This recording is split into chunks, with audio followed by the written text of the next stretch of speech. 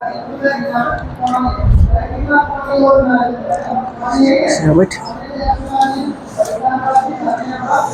आइए ना, आप लोग थोड़ा आगे बढ़ जाइए ना। लाइए कोई बुक लाइए, तो इसी से करवा रहा है। थोड़ा सा आगे बढ़ जाए, हाँ उसी जगह बैठ जाइए।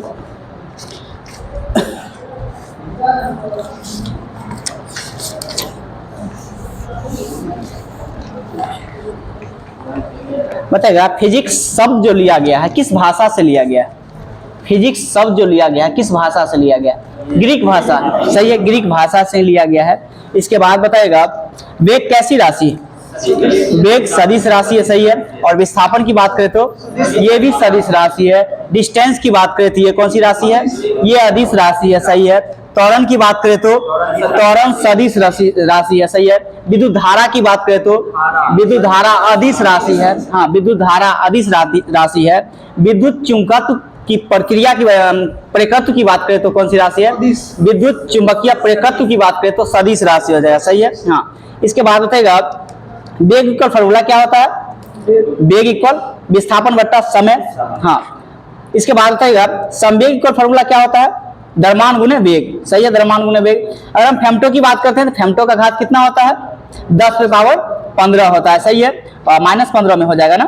हाँ, इसके बाद सेंटी की बात करें तो 10⁻2 हो जाएगा। सही है। हाँ, 10⁻2 हो जाएगा। किलो की बात करते हैं तो 10⁻3 हो जाएगा। टेरा की बात करें तो 10⁻12 हो जाएगा। रट लीजिएगा, 10 मिनट लगेगा रटने में। Deci centi milli micro nano pico femto atto deca hecto kilo mega giga tera peta exa. और 1 2 3 करके इसके बाद 6 9 इसके बाद बढ़ाते जाइएगा, डर जाइएगा, याद हो जाता है आराम से। इसके बाद बताएगा प्रकाश की तीव्रता मापने में जो है किस मापक यंत्र का प्रयोग करते हैं? लक्स मीटर का। हाँ, लक्स मीटर हो जाएगा। इसके बाद बताएगा विद्युत धारा मापने में किस मात्रक का प्रयोग करते हैं? आमीटर का प्रयोग करते हैं। हाँ, मात्रक हम पूछ रहे हैं आपसे। वायु की गति मापने के लिए किस मात्रक का प्रयोग करते हैं? एनीमोमीटर का प्रयोग करते हैं। एनीमोमीटर का प्रयोग करते हैं। स्वर्ण की शुद्धता मापने के लिए किसका प्रयोग करते हैं?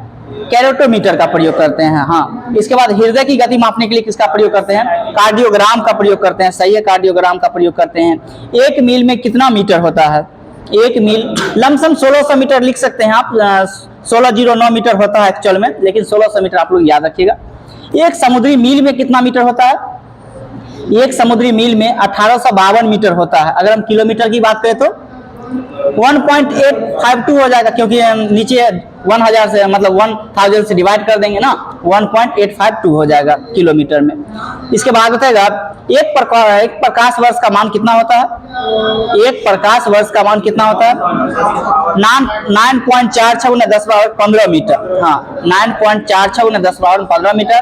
वही किलोमीटर में अगर हम आपसे पूछे तो 12 किलोमीटर हो जाएगा। सही है, 12 किलोमीटर हो जाएगा। 9.46 × 10⁻12 किलोमीटर में हो जाएगा। सही है। थर्म बताइए किसका यूनिट है? सही है, उष्मा हो जाएगा। हाँ, उष्मा का। हर्ट्ज क्या मापने का यूनिट है? सही है, आवृत्ति तरंग की आवृत्ति को मापता है। 1 पिकोग्राम कितने के बराबर होता है? 1 पिकोग्राम कितने के बराबर होता है? 10⁻−12 हो जाएगा ना, 10⁻−12 हो जाएगा। इसके बाद बताएगा चापाकल जो है किस श्रेणी का उत्तोलक है? चापाकल जो होता है उत्तोलक जैसे 3 प्रकार के होते हैं ना, प्रथम द्वितीय तृतीय, तो उसी में आपको बताना है जो चापाकल हो गया ये किस प्रकार के उत्तोलक है? प्रथम श्रेणी का उत्तोलक है, दूसरा श्रेणी का या तीसरा श्रेणी का? ये प्रथम श्रेणी का उत्तोलक हो जाएगा। प्रथम श्रेणी के उत्तोलक में होता क्या है? आलम जो होता है बीच में काम करता है। हालांकि आलम क्या होता है? जहां से किसी भी चीज को मोड़ा जा सकता है। जैसे साइकिल का ब्रेक हो गया तो हम कहें बीच में आलम होता है। तो आप साइकिल में देखे होइएगा कि एक जो है सो एक रॉड टाइप का घुसा दिया जाता है और जैसे ही हाथ से एफर्ट लगाते हैं तो बीच में मूव करता है। वही रॉड जो है सो एक आलम का काम करता है। तो यानी कि जहां बीच में आ जाएगा वो आलम, जैसे ही वो आएगा तो वह प्रथम श्रेणी का उत्तोलक हो जाएगा। एग्जाम्पल में अगर हम बात करते हैं तो आपका साइकिल का ब्रेक हो जाएगा या हेड पंप हो जाएगा। जैसे चापाकल भी चलाते हैं तो आप देखे होइएगा फोर्स लगाते हैं बाहर की ओर और बीच में एक नट उसमें रखते हैं ताकि वहां से वो मूव करेगा। और अगर लोड की बात करें तो नीचे से लोड उठाता है। तो ये आपका प्रथम श्रेणी का उत्तोलक हो जाएगा। इसके बाद बताइएगा अगर हम बात करते हैं पिलास, पिलास कौन सा श्रेणी का उत्तोलक हो जाएगा? प्लास में भी आप देखे होंगे, हाँ, बीच में आलम यानी मूव जो है बीच में करता है, ये भी प्रथम श्रेणी का ही उत्तोलक हो जाएगा। नींबू निचोड़ने का मशीन कौन सा श्रेणी का उत्तोलक आएगा? नींबू निचोड़ने का, ये दूसरे श्रेणी के उत्तोलक में आएगा। दूसरे श्रेणी के उत्तोलक में क्या होता है, लोड यानी भार जो काम करता है वो बीच में काम करता है। जैसे आप देखे होंगे कि नींबू निचोड़ने का मशीन, जो नींबू जो हम डालते हैं बीच में ही डालते हैं, और आलम जो हम बोल रहे थे यानी मूव की बात कर रहे थे वो लास्ट में काम करता है। तो ये आपका दूसरा श्रेणी का उत्तोलक आ जाएगा। तीसरे श्रेणी के उत्तोलक में आता क्या क्या है, तो मनुष्य का हाथ आ जाएगा, चिमटा आ जाएगा। चिमटा किस प्रकार का, तो जिसपे एफर्ट जो हम बीच में लगाने का काम करते हैं। चिमटा में क्या करते हैं, जैसे रोटी सेकने वाला जो चिमटा आप देखे होइएगा, उसको हम कहाँ पकड़ते हैं, तो बीच में पकड़ते हैं। ऐसा नहीं है जो दोनों साइड में पकड़ते हैं, उसको बीच में पकड़ते हैं, इसके बाद दाबते हैं तो वो काम जो करता है बाहर की ओर करता है, यानी जो मेरा एफर्ट बल जो उठाता है, लोड जो उठाता है वो जो है बाहर की ओर काम करता है, और जो आलम की बात करते हैं वो भी आलम बाहर की ओर कार्य करता है, लेकिन बल जो लगाते हैं वो बीच में, एफर्ट बीच में लगाते हैं। तो वो तीसरे श्रेणी का उत्तोलक है। ये समझने की चीज है, थोड़ी सी समझिएगा, रटने की चीज ही नहीं है, बस समझ जाइएगा। इसके बाद बताएगा गतिमान वस्तु के संपर्क के बीच जो है सो कौन सा बल काम करता है, घर्षण बल। सही है, घर्षण। हाँ, मतलब जितना घर्षण अधिक रहेगा उतना वस्तु के लिए अच्छा रहेगा या हानिकारक रहेगा? अच्छा ही रहेगा, क्योंकि देखिए घर्षण कम है तो आपको चलने में भी प्रॉब्लम होगा, फिसलन ज्यादा होगा, नहीं तो ख्याल से अच्छा होना चाहिए, ताकि घर्षण ज्यादा है तो ठीक है। कहीं हाँ अब हद से ज्यादा हो जाएगा तो दिक्कत भी है इस चीज का, हाँ इस चीज को भी लेकर चलना है। और साफ ही अगर नहीं है तो दिक्कत हो जाएगा, जैसे बर्फ पे चलना बहुत कठिन हो जाएगा ना, ये फिसलन ज्यादा होगा। इसके बाद बताएगा चंद्रमा की त्रिज्या की बात करते हैं तो कितना मीटर होता है? चंद्रमा की त्रिज्या 1.7 फुट गुणे 10⁻6 मीटर, 1.76 गुणे 10⁻6 मीटर होता है। इसके बाद बताएगा चंद्रमा पर पलायन चाल का मान कितना होता है? चंद्रमा पर पलायन चाल का मान अगर बात करें कितना है, 2.38 किलोमीटर पर सेकंड होता है। इसके बाद बताएगा किसी वस्तु को हम पृथ्वी से अगर फेंक देते हैं ऊपर की ओर, कितना किलोमीटर पर सेकंड के हिसाब से फेंक दे ताकि वो पृथ्वी पर लौट के नहीं आए? 11.2 किलोमीटर पर सेकंड के हिसाब से अगर हम फेंक देते हैं तो उसका एक पृथ्वी का पलायन वेग हो गया। वो पलायन वेग का कहने का मतलब अगर उतना स्पीड से अगर आप फेंक देते हैं तो लौट करके वापस नहीं आएगा, यानी 11.2 किलोमीटर पर सेकंड के हिसाब से। इसके बाद बताएगा आवर्तकाल फॉर्मूला क्या होता है? आवर्तकाल का फॉर्मूला क्या होता है? 2 पाई रूट अंडर LYG होता है, 2 पाई रूट अंडर LYG, जिसमें L की बात करते हैं तो L क्या संदर्भित करता है? डोरी की लंबाई। सही है, हाँ डोरी की लंबाई को संदर्भित करता है। इसके बाद बताएगा अगर एक झूला पे जो है एक झूला झूल रहा है एक व्यक्ति के साथ, अगर वो दूसरे व्यक्ति भी आ जाए सेम लंबाई के, तो क्या झूला के दोलन पर प्रभाव पड़ेगा या नहीं पड़ेगा? नहीं पड़ेगा, क्योंकि जब भी वो अगर प्रभाव की बात करते हैं तो सिर्फ लेंथ पे करेगा।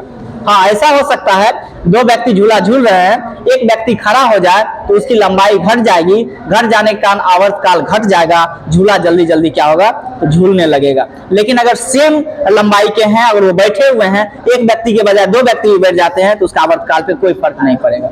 हाँ बाहर पे कोई फर्क नहीं पड़ता, सिर्फ और सिर्फ लंबाई पे पड़ता है, इसको याद रखना। इसके बाद बताएगा सभी द्रव का क्वथनांक दाब बढ़ाने पर क्या होता है?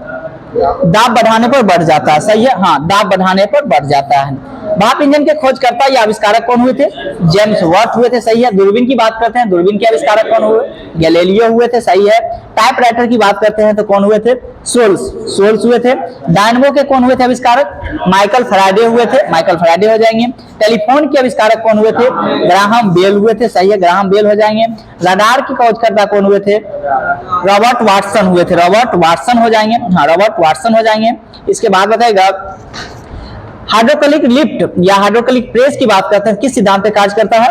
पास्कल के सिद्धांत पे कार्य करता है। सही है, पास्कल के सिद्धांत पे कार्य करता है। आप लोग देखिएगा आंधी तूफान में किसी का छत से जो है किसी चीज का उड़ जाना, जैसे कि एल्वेस्टर वगैरह हो गया, ये उड़ जाना, किस लॉ पे ये काम करता है? ये बर्नौली के लॉ पे, बर्नौली के लॉ के कारण जो है वो उड़ जाती है। हाँ इसके बाद बताएगा विद्युत शक्ति की इकाई क्या है? वाट है। सही है, वाट हो जाएगा विद्युत शक्ति की इकाई। बादलों के वायुमंडलीय में तैरने का कारण क्या है? घनत्व के कारण, अल्प घनत्व के कारण ही वो तैरते रहता है। इसके बाद बताएगा रॉकेट की गति को किस सिद्धांत के द्वारा जो है इसको संरक्षित किया जा सकता है? सही है, संवेग संरक्षण के सिद्धांत के द्वारा किया जाता है। न्यूटन टोटल कितने नियम दिए थे? 3 नियम दिए थे। सही है। बल की परिभाषा की बात करते हैं, किस नियम से प्राप्त होता है? प्रथम नियम से। बल की परिभाषा अगर आपसे पूछे तो प्रथम नियम से प्राप्त होता है। बल का व्यंजन किससे प्राप्त होता है? तो दूसरे नियम से प्राप्त होता है। सही है। बल का व्यंजक आपसे पूछे दूसरे नियम से प्राप्त होता है और बल की परिभाषा पहले नियम से प्राप्त होता है। क्रिया प्रतिक्रिया की बात करते हैं, किस नियम से है? तीसरे नियम से। सही है। हाँ, क्रिया प्रतिक्रिया का मतलब किसी चीज को अगर हम जैसे गोली चला रहे हैं, जितना ही स्पीड से वो जाती है उतना ही स्पीड से पीछे की ओर धक्का भी देता है, वही है क्रिया प्रतिक्रिया बल। इसके बाद बताइएगा, घड़ी के स्प्रिंग में भंडारित ऊर्जा कौन सी होती है? स्थितिज ऊर्जा होती है। सही है, स्थितिज ऊर्जा होती है।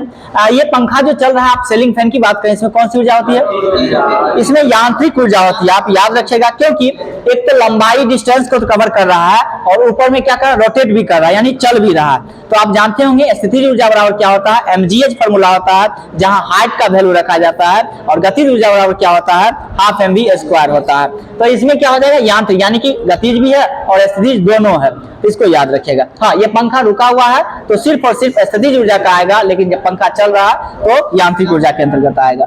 इसके बाद बताएगा, एल्कोहल का जो है टेम्परेचर कितना होता है? एल्कोहल का हिमांक की बात करते हैं या गलनांक की बात करते हैं, इसका कितना होता है हिमांक या गलनांक?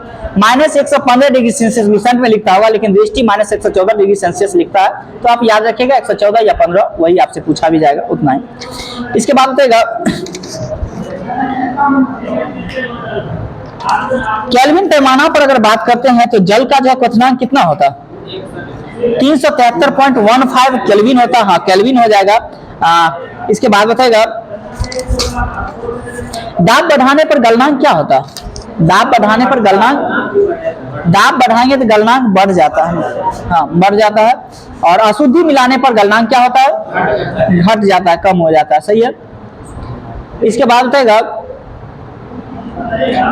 दाब बढ़ाने पर क्वथनांक क्या होता है? बढ़ता है। सही है, क्वथनांक बढ़ता है। और अशुद्धि मिलाने पर क्वथनांक क्या होगा? बढ़ता है। क्वथनांक के बारे में अशुद्धि मिलाए या कुछ मिलाए तो हर समय याद रखिएगा बढ़ता ही रहता है। एक्चुअली हम जहां तक देखे हैं बढ़ता ही है, तो इसमें थोड़ा सा याद कर लीजिएगा। जल का आयतन न्यूनतम कितना डिग्री सेल्सियस पे होता है? 4 डिग्री सेल्सियस पे होता है। और घनत्व की बात करें, अधिकतम घनत्व कितना डिग्री सेल्सियस पे होता है? ये भी 4 डिग्री सेल्सियस पे ही होता है। सही है, 4 डिग्री सेल्सियस पे ही होता है। इसके बाद बताएगा,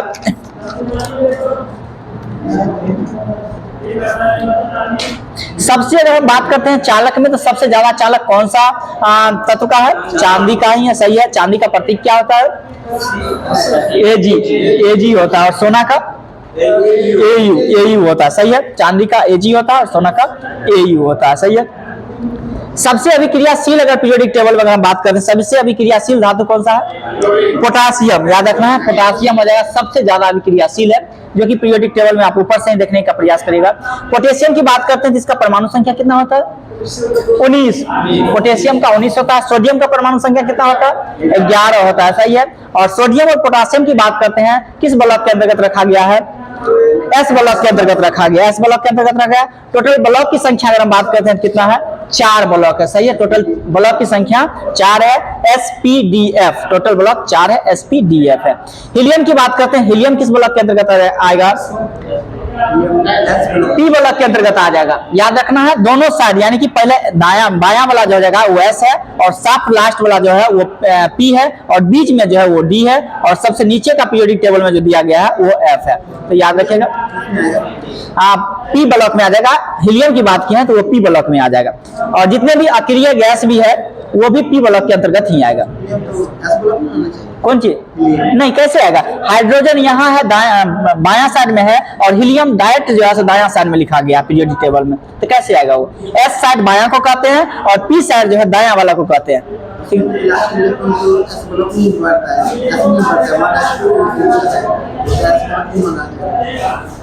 नहीं, तो आप पीरियोडिक टेबल जो बनाया गया है एस ब्लॉक को आप जब देखने का प्रयास करिएगा, तो जितना भी अक्रिय गैस भी रखा गया है वो सब के सब जो है कि पी ब्लॉक में ही अंतर्गत रखा गया है। आप देखिएगा पीरियोडिक टेबल को, आप देखिएगा थोड़ा सा। इसके बाद बताइएगा,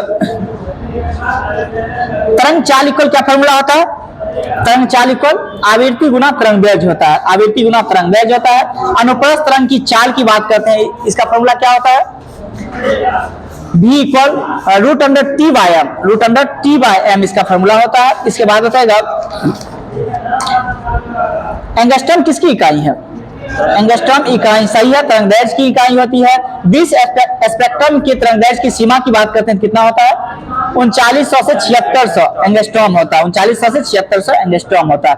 वायु में ध्वनि तरंग होती है, किस प्रकार की तरंग होती है? हाँ, वायु में ध्वनि अनुदैर्घ्य हो जाएगा, सही है। प्रकाश की बात करते हैं तो अनुप्रस्थ हो जाएगा, सही है। प्रकाश को गमन करने के लिए किसी माध्यम की जरूरत होती है या नहीं जरूरत होती है? नहीं होती है, निर्वात में भी गमन कर सकती है, लेकिन ध्वनि के लिए जो है उसमें माध्यम की जरूरत होती है।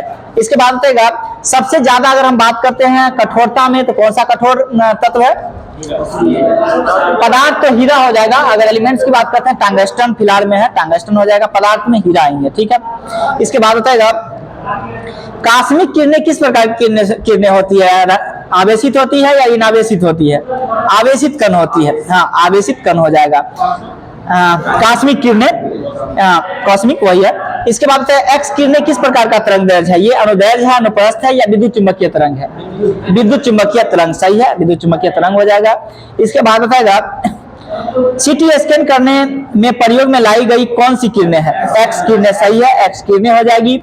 दो तोरर श्रृंग अथवा दो तोरर गर्भ के बीच की दूरी मापने को क्या कहते हैं? तरंगदैर्घ्य कहते हैं, तरंगदैर्घ्य कहते हैं।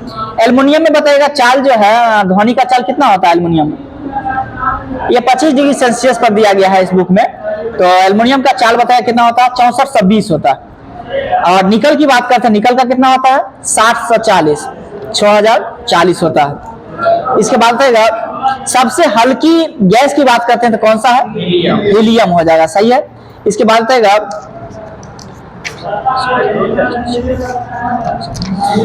सबसे बताएगा ध्वनि की चाल जो है किस गैस में सबसे ज्यादा गमन करेगा? सबसे ज्यादा जो है हाइड्रोजन में ही करता है, सही है, हाइड्रोजन में सबसे ज्यादा करेगा। साधारण बातचीत के लिए जो है डेसिबल कितना होना चाहिए? कितना?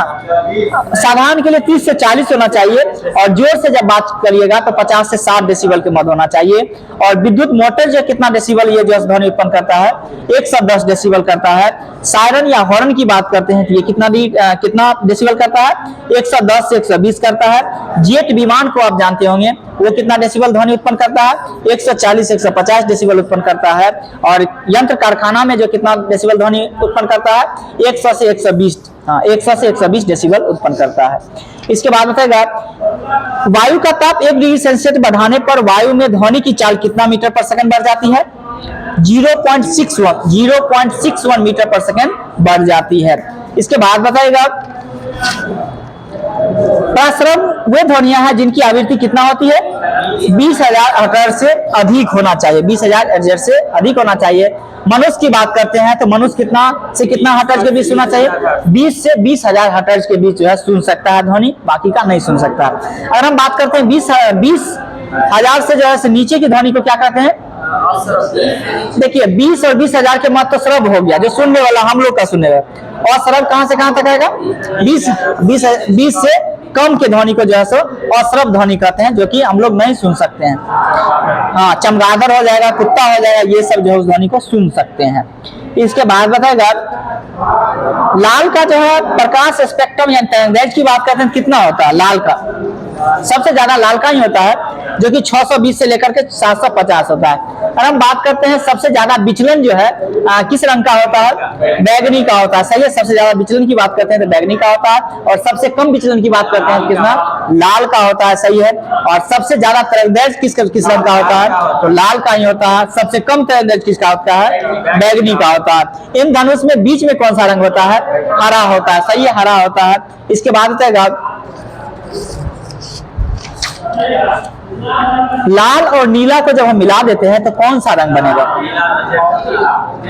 लाल और नीला को जब हम मिला देते हैं, सही बोल रहे हैं आप, मेजेंटा बनेगा, सही है। और लाल हरा नीला तीनों को जब मिला देते हैं तो कौन सा? सफेद बन जाएगा, सही है। लाल और हरा को जब मिला देते हैं तो कौन सा रंग बनेगा? लाल और हरा नीला बन जाएगा, नीला बन जाएगा, सही है। और इसके बाद बताएगा हरा और नीला को जब मिलाएंगे तो, सॉरी गलती हम बोल दिए थे ना, हाँ, लाल और हरा को जब मिलाएंगे पीला बन जाएगा, सही है। लाल और हरा को जब मिलाएंगे तो पीला बन जाएगा। और इसके बाद अगर हम बात करते हैं हरा और नीला को जब मिलाएंगे तो कौन सा बनेगा? पीकॉक उसी को बोलते हैं, पीकॉक नीला जिसको बोल सकते हैं, हाँ। इसके बाद बताएगा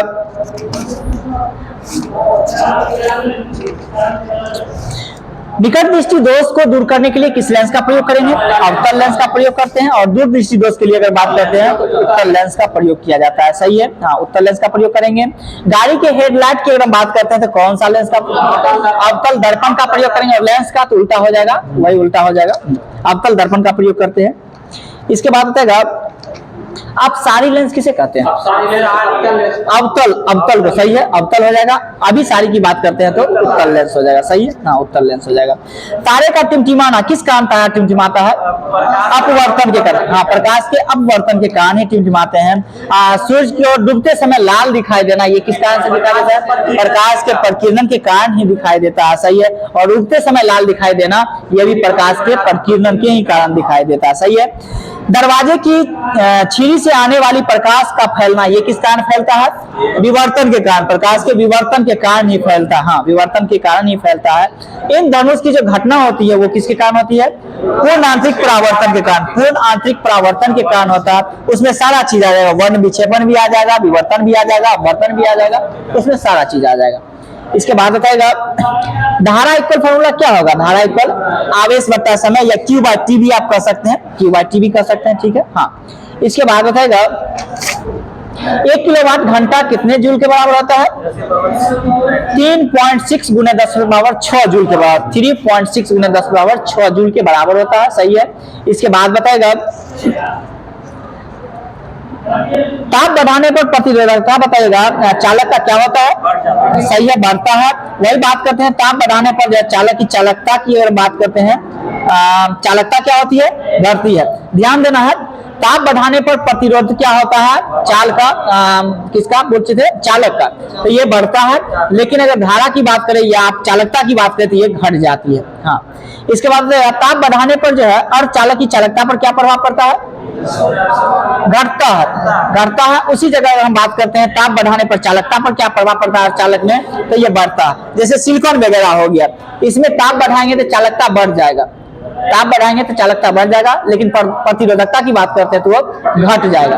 हाँ, प्रतिरोधकता घट जाती है। इसके बाद बताएगा P इक्वल फॉर्मूला क्या होता है? यानी कि पावर इक्वल सामर्थ्य, जिसको हिंदी में बोलते हैं। P इक्वल वी आई होता है, वी आई। इसके बाद बताएगा जिसमें भी किसको संदर्भित करता है? विभवांतर को, विभवांतर को करता है। आई तो जानते हैं कि धारा को करता है, हाँ, धारा को करता है। इसके बाद बताएगा हीटर जो है किस धातु का बना होता है? नाइक्रोम का बना होता है। सही है। और विद्युत बल्ब की बात करते हैं तो टंगस्टन का बना होता है। और विद्युत टंगस्टन का गलनांक की बात करते हैं कितना होता है? सही है। हालांकि 3480 के करीब में होता है, लेकिन 3500 आप याद रखना, हाँ, याद रखिए, 3500 रख सकते हैं। 3500 डिग्री सेल्सियस इसका गलनांक होता है। इसके बाद बताएगा विद्युत बल्ब जो है किस ऊर्जा को किस ऊर्जा में रूपांतरित करता है? सही है, विद्युत ऊर्जा को प्रकाश एवं ऊष्मा दोनों में जो है प्रभावित करता है, रूपांतरित करता है। वही अगर हम बात करते हैं ट्यूबलाइट किसको किस में संदर्भित करता है? सिर्फ, सही है, विद्युत को सिर्फ और सिर्फ प्रकाश ऊर्जा में जो है सो ये भेजने का काम करता है। अगर हम बात करते हैं डायनमो का, तो डायनमो किस ऊर्जा से किस, सही है, डायनमो क्या करता है? यांत्रिक को विद्युत में बदलने का काम करता है। वही अगर हम मोटर की बात करें तो मोटर किससे किस में बदलता है? सही है, विद्युत ऊर्जा को यांत्रिक ऊर्जा में बदलने का काम करता है। सही है। मोमबत्ती की बात करते हैं, मोमबत्ती किस ऊर्जा? सही है, रासायनिक ऊर्जा को प्रकाश और ऊष्मा दोनों में जो है बदलने का काम करता है। यानी ऊष्मा का कहने का मतलब थोड़ा सा टेम्परेचर, हीट लगे, हाँ, हीट लगे, उसी को ऊष्मा कहा जाता है उस जगह पे। इसके बाद बताएगा प्रोटॉन के खोजकर्ता कौन हुए थे? गोल्डस्टीन।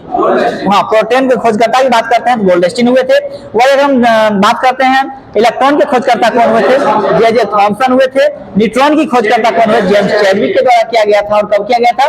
1932 में। 1932 आपको याद रखना है, 1932 में न्यूट्रॉन की खोज किया गया था। इसके, हाँ, इसमें से किसका सबसे पहले खोज हुआ था? इलेक्ट्रॉन का हुआ था या न्यूट्रॉन का हुआ था? इलेक्ट्रॉन का सबसे पहले, हाँ, इलेक्ट्रॉन का सबसे पहले खोज हुआ था। हाँ, इसके बाद बताएगा अगर हम बात करते हैं परमाणु संख्या को किससे संदर्भित करते हैं? परमाणु संख्या को किससे? जेड से करते हैं। सही है। और परमाणु द्रव्यमान की बात करते हैं तो किससे? ए से, ए से, हाँ, ए से संदर्भित उसको करते हैं। हाँ, इसके बाद बताएगा किसी परमाणु के नाभिक में उपस्थित न्यूट्रॉन की संख्या को क्या कहते हैं? न्यूट्रॉन संख्या कहते हैं। हाँ, अगर हम बात करते हैं नाभिक में कौन कौन से होते हैं? न्यूट्रॉन और प्रोटॉन दोनों होते हैं। इलेक्ट्रॉन कहाँ होते हैं?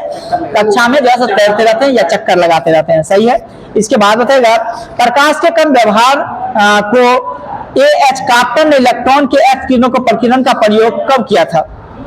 एक बार और सुनिएगा, प्रकाश के कण व्यवहार को AH कार्टन ने इलेक्ट्रॉन के X किरण की प्रकीर्णन की जो है पुष्टि कब किया था? 1924 में किए थे, 1924 में किए थे। इसके बाद बताएगा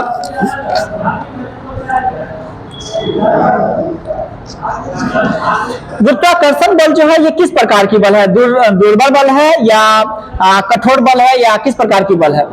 दुर्बल बल है। हाँ, दुर्बल बल है और अनंत दूरी पर भी ये कार्य करता है। आपको याद रखना है, ये ज्यादा दूरी पर भी काम करता है, यानी कि अनंत बहुत ज्यादा ही करता है, इसका कोई सीमा ही नहीं। इसके बाद बताएगा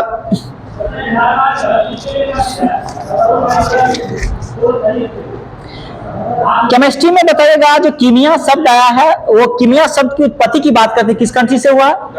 मिस्र से, मिस्र से हुआ है। और ये कीमिया का मीनिंग क्या था वहां? काली मिट्टी के बारे में। हाँ, काली मिट्टी के बारे में चर्चा किया गया था। और हम बात करते हैं रसायन विज्ञान के जनक किन्हें कहा जाता है? लेवोइयर को कहा जाता है। और कहाँ के थे ये? फ्रांस के थे। हाँ, फ्रांस के थे। ये कहाँ के थे? तो फ्रांस के थे। इसके बाद बताएगा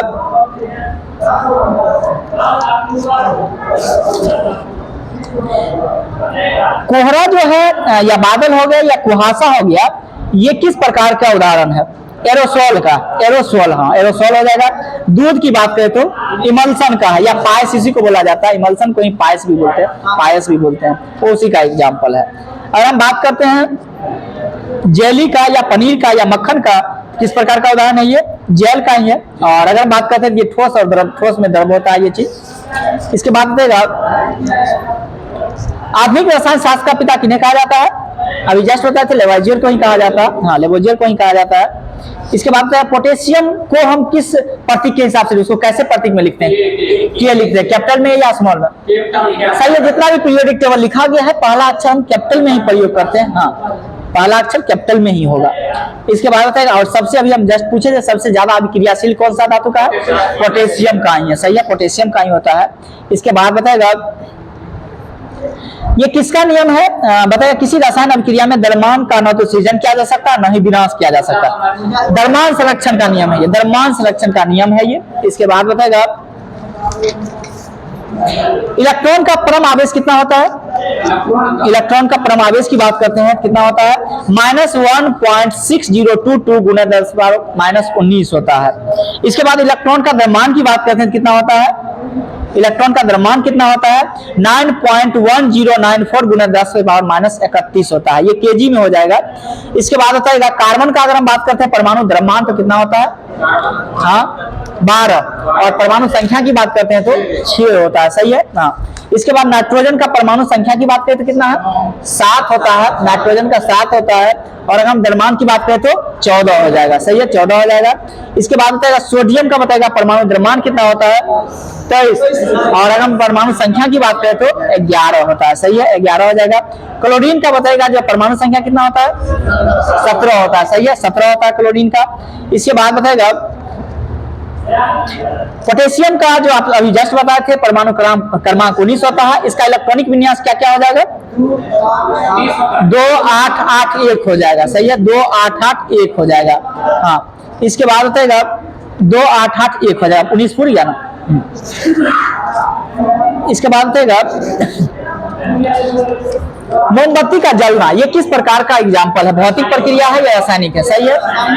हाँ, दोनों ये प्रक्रिया के अंतर्गत आ जाएगा। इसके भौतिक और रासायनिक देखिएगा होता क्या है? रासायनिक अभिक्रिया वो अभिक्रियाएं होती है जो एक बार बदल जाती है तो पुनः दूसरा बार नहीं आ सकती है।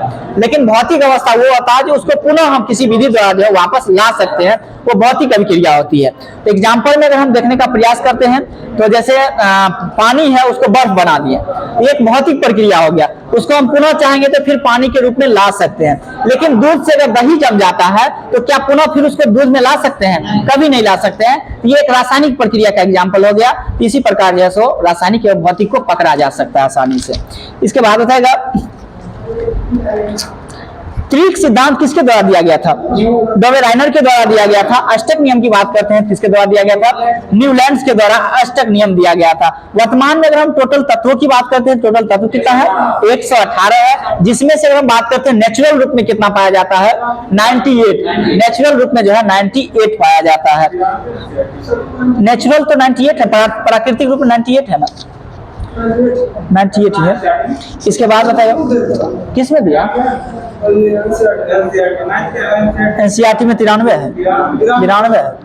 अच्छा ठीक है, उसको देख लिया, इसमें 98 दिया गया है दृष्टि में, हालांकि हम भी 98 ही याद रखे हुए थे, आप लोग देख लीजिए। इसके बाद बताएगा दूध का जो खट्टा हो जाना या दही का खट्टा हो जाना, ये बताइए किस अम्ल के कारण होता है? लैक्टिक एसिड के होता है। लैक्टिक एसिड के कारण ही होता है। और हम बात करते हैं इमली में कौन सा अम्ल पाया जाता है? टार्ट्रिक एसिड पाया जाता है। अंगूर में सही है, टार्ट्रिक एसिड ही पाया जाता है। नींबू में सिट्रिक एसिड पाया जाता है। कितना पीएच वैल्यू से अधिक हो जाएगा तो अम्लीय हो जाएगा? 7 से कम वाला को अम्लीय कहेंगे, और 7 से अधिक जैसे ही पीएच वैल्यू होगा तो क्षारीय हो जाएगा। बताएगा 6, किसी का पीएच वैल्यू 6 है और किसी का 2 है, कौन सा ज्यादा अम्लीय होगा? 2 वाला अम्लीय होगा। इसका कहने का मतलब ये हो गया 7 से जैसे जितना नीचे बढ़ेंगे उतनी अम्लीयता बढ़ती जाएगी, और क्षारीयता की बात करते हैं 7 से जितना अधिक जाएंगे उसकी क्षारीयता बढ़ती जाएगी। इस प्रकार से पीएच स्केल की बात करते हैं, किसके द्वारा दिया गया था? सोरेनसन के द्वारा दिया गया था। और कब दिया गया था? 1909 में दिया गया था। 1909 में सोरेनसन के द्वारा ही दिया गया था। इसके बाद बताएगा नीला को लाल कौन कर देता? नीले लिटमस को लाल कौन कर देता? नीला को लाल हम पूछ रहे हैं, क्षार कर देता है। सही है, अम्ल का काम है नीला को लाल में बदलना, ठीक ना। अम्ल का क्या काम है? नीला को लाल में बदल देना। छोड़ दे, टाइम हो गया, कोई बोल रहे थे, चलिए ठीक है। इसके बाद बताएगा सोडियम क्लोराइड का फॉर्मूला बोलिएगा। रासायनिक सूत्र NaCl ही होता है। सही है। वही हम बात करते हैं वॉशिंग सोडा यानी धोने का सोडा की बात करें तो Na2CO3 × 10H2। याद रखने के लिए 10H2 याद रख सकते हैं। 10 रुपए में सर्फ जो खरीदते हैं, सर्फ एक्सेल हो गया, किसी प्रकार का सर्फ खरीदते हैं तो लास्ट में 10 लगा हुआ है, तो 10H2O वॉशिंग सोडा का आप याद रख सकते हैं, जिसको सोडियम कार्बोनेट के भी नाम से हम जानते हैं वॉशिंग सोडा को। और जैसे ही सोडियम बाइकार्बोनेट आएगा तो वो खाने वाला सोडा बन जाता है, ठीक ना। इसके बाद बताएगा कांसा किसका किसका मिश्रण है? सही है, कॉपर और टीन का होता है। CuSN हो जाएगा, Cu + SN का हो जाएगा। जिसमें अगर हम बात करते हैं Cu की, तो Cu कितना प्रतिशत होता है? 90% Cu होता है। और SN की बात करते हैं तो 10% ही होता है। पित्तल किसका किसका मिश्रण है? सही है, Cu + Zn का है। और Cu की बात करते हैं तो 70% है, और Zn की बात करते हैं तो 30% के रेशियो में। सही है। डच मेटल किसका किसका है? कॉपर जिंक का है। डच मेटल की बात करते हैं तो कॉपर और जिंक का है। सही है। हाँ, इसके बाद गन मेटल की बात करते हैं तो किसका किसका है? कॉपर जस्ता टीन का है। कॉपर जस्ता टीन का, हाँ, कॉपर जस्ता टीन का है। इसके बाद बताइएगा हाइड्रोजन परऑक्साइड का फॉर्मूला क्या होता है? हाइड्रोजन परऑक्साइड हम पूछे हैं H2O2 होता है। H2O2 होता है, H2O2 होता है। इसके बाद बताइएगा H2O2 याद रखना है आपको। कॉपर का बताएगा, इसको हम कॉपर को किस प्रकार से लिख सकते हैं? Cu के रूप में संदर्भित कर सकते हैं। सही है।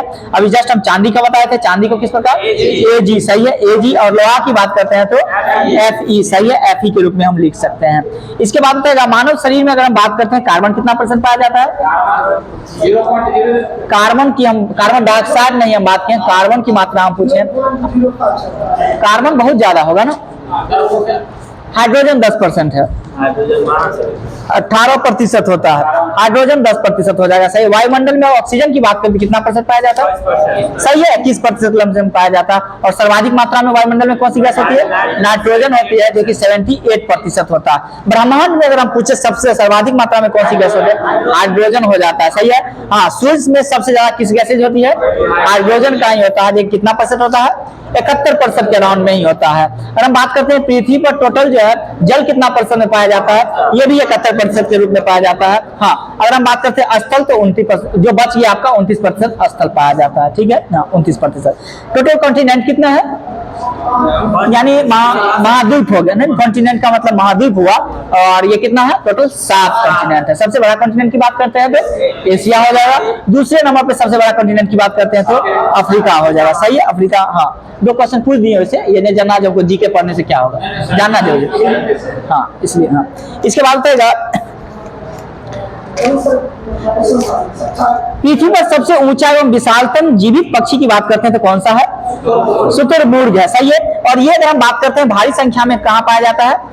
अफ्रीका में पाया जाता है। हाँ, अफ्रीका में ये पाया जाता है। और ये बताए शुतुरमुर्ग उड़ता है या नहीं उड़ता? नहीं, उड़ने में असमर्थ होता है, ये नहीं उड़ सकती है। और हम बात करते हैं सबसे लंबी तंत्रिका कोशिका की, तो किसकी? सही है, नहीं हम गलत बोल दिए। सबसे बड़ी जो है कोशिका किसकी होती है? शुतुरमुर्ग की कोशिका होती है, सही है। इसके बाद बताएगा कौन सा विशालतम वन्य प्राणी है, बताएगा जो कि पृथ्वी पर सबसे विशालतम जो है? सही है, अफ्रीकन हाथी हो जाएगा। ठीक है, ठीक है, अफ्रीकन हाथी हो जाएगा। लेकिन आप समुद्र की बात करते हैं, जो कि सी में बात करते हैं, सबसे बड़ा अगर वर्ल्ड में सीधे पूछे तो आपका नीली व्हेल हो जाएगा, या ब्लू व्हेल के भी नाम से जानते हैं, तो वो आपका हो जाएगा। ठीक है, इसके बाद बताएगा कॉकरोच जल में जीवित नहीं रह सकता है क्योंकि उसका श्वसन क्या होता है? वातक या ट्रेकिया से श्वसन करता है, इसी कारण से वो नहीं रह सकता है। अगर हम बात करते हैं मेढक में, तो मेढक में टोटल चैम्बर्स कितना होता है? मेढक में चैम्बर्स कितना होता है? 3 चैम्बर्स होते हैं, सही है। जो उभयचर वर्ग के होते हैं उसके 3 चैम्बर्स होते हैं। उभयचर का मतलब जो जल में भी रह सकता है और स्थल में भी रह सकता है, उसके 3 चैम्बर्स होते हैं। अगर हम मत्स्य की बात करते हैं, मछली की बात करते हैं, तो ये इसके कितने चैम्बर्स होते हैं? 2 चैम्बर्स होते हैं। अगर हम पक्षी की बात करते हैं, पक्षी के कितने चैम्बर्स होते हैं? 4 चैम्बर्स होते हैं। मानव शरीर में कितने चैम्बर्स होते हैं? 4 चैम्बर्स ही होते हैं, सही है। इसके बाद बताएगा मानव शरीर में कायिक गुणसूत्र की संख्या की बात करते हैं कितना होता है? 22 जोड़ी। देखिएगा वैसे तो 23 जोड़ी मानव गुणसूत्र होती है, लेकिन अगर कायिक गुणसूत्र की बात करें तो 22 जोड़ी होती है और बाद में XY जुड़ करके टोटल 23 हो जाती है, और वही 46 हो जाता है ओवरऑल। अगर हम बात करते हैं कबूतर में, कबूतर में गुणसूत्र की संख्या कितनी होती है? कबूतर में 80 होता है, कबूतर में 80 होता है। घोड़ा में बात करें तो घोड़ा में कितना होता है? घोड़ा में 64 होता है। बिल्ली में अगर हम बात करते हैं तो बिल्ली में कितना होता है? 38 होता है, बिल्ली में 38 होता है। इसके बाद बताएगा चूहा में अगर हम बात करते हैं कितना होता है? 40 होता है। हाँ, चूहा में 40 होता है, बिल्ली में 38 होता है। चिंपैंजी में गुणसूत्र की संख्या की बात करें तो 48 होता है। 24 जोड़ा होता है। ओवरऑल की बात करते हैं तो 48 होता है। इसके बाद बताएगा मनुष्य में कायिक गुणसूत्र आपसे पूछे तो 22 जोड़ा होता है। हाँ, 22 जोड़ा हो जाए कायिक गुणसूत्र। सीधे गुणसूत्र आपसे पूछे तो 23 जोड़ा आपको याद रखना है। इसके बाद बताएगा लड़का होने के लिए कौन कौन से गुणसूत्र लास्ट में होना जरूरी होता है? X और Y, सही है। X और Y, अगर लड़की पैदा हो रही है तो लास्ट का कौन कौन सा? XX गुणसूत्र होगा, सही है। इसके बाद बताएगा कौन सा दांत का काम है भोजन का फाड़ना? रदनत। हाँ, केनाइन इसको बोल सकते हैं। केनाइन का काम क्या होता है? भोजन को फाड़ना इसका काम होता है। इसके बाद बताएगा किसका कार्य है भोजन को काटना? इंसीजर बोल सकते हैं। हाँ, इसका हिंदी में कीर्तक बोलते हैं, कीर्तक बोलते हैं। हाँ, सही है, कीर्तक बोलते हैं। इसके बाद बताएगा अगर हम बात करते हैं दांत, तो दांत कितने प्रकार के होते हैं? 4 प्रकार के होते हैं। 4 प्रकार के टोटल दांत होते हैं। कीर्णक होते हैं, रदनक होते हैं, अर्धचवर्णक होते हैं और एक चवर्णक होते हैं, सही है, चवर्णक होते हैं। मानव शरीर में अगर हम बात करते हैं टोटल अस्थियों की संख्या कितनी है? अस्थि यानी हड्डी जिसको बोलते हैं 206 होता है, सही है, 206 हो जाएगा। इसके बाद अगर बताइएगा मनुष्य में जो मांसपेशी की संख्या टोटल कितना होता है? 639। मांसपेशी आपसे पूछे तो 639 हो जाएगा। वही अगर आपसे पूछे अवशेषी अंग कितना होता है मनुष्य में? 100। अल्लाह नहीं करिएगा, आप लोग शांति से निकालिए। 100 टोटल जो है अवशेषी अंग होता है मानव शरीर में, ठीक है। इसके बाद बताएगा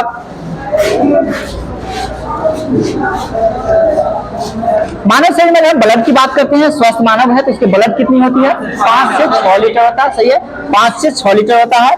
इसके बाद बताएगा कौन सा ब्लड ग्रुप जो है सर्वग्राही कहलाता है? AB। याद रखना, सर्वग्राही की हम बात किए हैं, सर्वग्राही AB हो जाएगा। हाँ, सर्वग्राही AB हो जाएगा। वही सर्वदाता की बात करते हैं O निगेटिव, याद रखना है, O निगेटिव होता है। हाँ, O निगेटिव होता है। इसके बाद बताएगा, और ये बहुत अच्छा में समझ लीजिएगा, मेरा एक छोटा सा वीडियो 5-7 मिनट का, 7-10 मिनट का वीडियो होगा लमसम में, बहुत अच्छा से इसको बताए हैं। चैनल पे जाइएगा, सफलता मिशन चैनल है, उस पर जाकर के देख सकते हैं, बहुत अच्छा समझ जाएगा। इसके बाद बताएगा गर्दन में हम टोटल अस्थि की बात करते हैं, हड्डी की बात करते हैं, टोटल कितना है? 7। हाँ, गर्दन में टोटल 7 हो जाएगा। कटी की बात करते हैं तो कटी में कितना होता है? 5 होता है। पुछ में बात करते हैं तो पुछ में 1 हड्डी होता है। इसके बाद बताएगा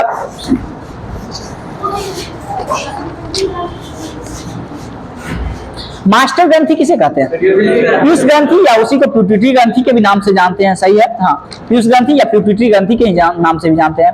पित्त का स्रोत की बात करते हैं तो क्या है, कहाँ से होता है? पित्त का स्राव, सही है, गृह से होता है, लेकिन जाता कहाँ ये? पिताशय में जमा हो जाता है, सही है। जमा की बात करें तो पिताशय में जमा हो जाता है, ठीक है। इसके बाद बताएगा मनुष्य शरीर में खून के शुद्धिकरण की प्रक्रिया को क्या कहते हैं? डायलिसिस कहते हैं, सही है, डायलिसिस कहते हैं। लार निम्न से किसका पाचन में सहयोग करता है? स्टार्च का, स्टार्च का। भोजन का पाचन कहां से स्टार्ट हो जाता है? मुख से हो जाता है, सही है। लेकिन आपसे पूछा जाएगा भोजन का जो प्रोटीन का पाचन कहां से स्टार्ट होता है? ये स्टमक से होता है, यानी कि इसको अमाशय बोल सकते हैं, या दूसरे रूप में आप पेट बोल सकते हैं, उसी को पेट भी बोला जाता है, स्टमक को पेट भी बोला जाता है। तो ये जो है सो प्रोटीन का पाचन की बात करते हैं स्टमक से ही स्टार्ट होता है। हाँ, इसके बाद बताइएगा पपीता में सर्वाधिक मात्रा में कौन सा विटामिन पाया जाता है? विटामिन ए प्रचुर मात्रा में पाया जाता है, सही है। इसके बाद बताएगा विटामिन B1 की कमी से कौन कौन सा रोग होता है? बेरी ही रोग होता है, सही है। विटामिन B3 की कमी से कौन सा रोग होता है? प्लेग्रा हो जाता है, प्लेग्रा हो जाता है। और विटामिन B3 का जो है अगर हम बात करते हैं इसका क्या नाम है? नियासिन, नियासिन जो है इसका नाम है। बताइएगा जल में घुलने वाला कौन कौन सा विटामिन है? बी और सी है। और वसा में घुलने वाला विटामिन कौन सा है? ADE आपको याद रखना है, एडेक याद रख सकते हैं, ADE याद रख सकते हैं। इसके बाद बताएगा अभी जस्ट हम बताए थे आपको मानव शरीर में प्रोटीन का पाचन निम्न से किस अंग से प्रभाव होता है? अमाशय से, वही स्टमक भी आप बोल सकते हैं। देखिए ये क्वेश्चन पूछा गया है UPPSC प्री में पूछा गया ये क्वेश्चन था। इसके बाद बताएगा निम्नलिखित में से यौगिकों में से किस समूह को सहायक आहार कहा जाता है? ये तो विटामिन हो जाएगा, सहायक आहार। इसके बाद बताएगा विटामिन सी दूध में पाया जाता है या नहीं पाया जाता? नहीं पाया जाता। हाँ, इसलिए इसको पौष्टिक आहार के अंतर्गत नहीं रखा गया है। याद रखना है, दूध जो है पौष्टिक आहार नहीं है, क्योंकि विटामिन सी इसमें नहीं पाया जाता। पौष्टिक आहार का मतलब सभी विटामिन उसमें मल्टी विटामिन का जो है सो योग हो, उसी को पौष्टिक आहार के रूप में भी हम जान सकते हैं। प्रोटीन की बात करते हैं, सबसे अधिकता किसमें पाई जाती है? सोयाबीन में पाई जाती है, सोयाबीन में पाई जाती है। और सोयाबीन सर्वाधिक अगर बात करते हैं सबसे ज्यादा भारत में कहाँ होता है? मध्य प्रदेश में, मध्य प्रदेश में। और केसर सबसे ज्यादा कहाँ होता है? ये आपको जम्मू कश्मीर में होता है। केसर की बात करते हैं, केसर किस मिट्टी में होता है? करेवा मिट्टी में, करेवा मिट्टी में जो है केसर उगाया जाता है। हाँ, इसके बाद बताएगा और सोयाबीन की अगर बात करते हैं सर्वाधिक कहाँ उगाया जाता है, किस कंट्री में उगाया जाता है? America, America. कंट्री की बात किया तो अमेरिका हो जाएगा, और स्टेट की बात करते हैं तो मध्य प्रदेश हो जाएगा। हाँ, इसके बाद बताएगा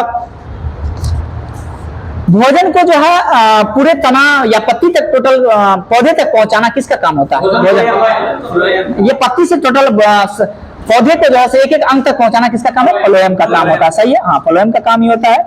इसके बाद बताएगा पौधे का जो प्रजनन अंग कौन सा होता है?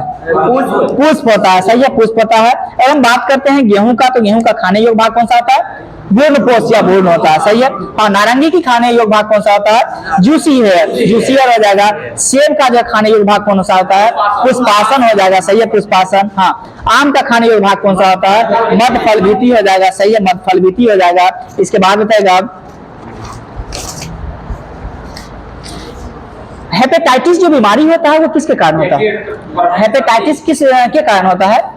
जीवाणु या विषाणु में आपको नाम देना है, विषाणु के कारण होता है। हाँ, हेपेटाइटिस की बात करते हैं तो विषाणु के कारण ही होता है, वायरस के कारण ही होता है। रेबीज की बात करते हैं किसके कारण होता है? ये भी वायरस के कारण होता है। आप जानते होंगे कुत्ता के काटने से रेबीज हो जाता है, ठीक है। हाँ, चमगादड़ इससे भी काटने से भी रेबीज हो जाती है। इसके बाद एड्स की बात करते हैं किसके कारण होता है? वायरस के कारण ही होता है। हाँ, बर्ड फ्लू की बात करते हैं, ये भी वायरस के कारण ही होता है, H5N1 से ही होता है, H5N1 उसका नाम है, उससे ही होता है। और स्वाइन फ्लू किसमें होता है? मनुष्य होता है। और इसका जो अगर हम बात करते हैं किसके कारण होता है? ये H1N1 के कारण होता है, H1N1 के कारण ही होता है। हैजा की बात करते हैं, हैजा किसके कारण होता है? जीवाणु या विषाणु? जीवाणु के कारण होता है। खसरा की बात करते हैं तो खसरा किसके कारण होता है? खसरा विषाणु के कारण होता है, याद रखना है। खसरा जो होता है वो विषाणु के कारण खसरा होता है। इसके बाद बताएगा बायोफार्मा IT पार्क कहाँ स्थित है? भुवनेश्वर ओडिशा में है, भुवनेश्वर ओडिशा में स्थित है। ये सूर्य का कोणार्क मंदिर कहाँ स्थित है? ये भी ओडिशा में ही स्थित है, सही है। सुभाष चंद्र बोस का जन्म कहाँ हुआ था? ये भी ओडिशा में ही हुआ था। और हाँ, कटक में ही हुआ था, कटक में ओडिशा में हुआ था। और कब हुआ था? 1897 में 23 जनवरी 1897 में सुभाष चंद्र बोस का जन्म कटक में हुआ था। 23 जनवरी को ही भारत सरकार ने पराक्रम दिवस मनाने का फैसला लिया है और मनाया भी गया है। इसके बाद बताएगा 23 जनवरी को। इसके बाद बताएगा IVF होता है। IVF का फुल रूप क्या होता है? फुल रूप क्या होता है? इन विट्रो फर्टिलाइजेशन होता है। इन विट्रो फर्टिलाइजेशन होता है। इसके बाद बताएगा, हो गया, ठीक है। आप लोग जो है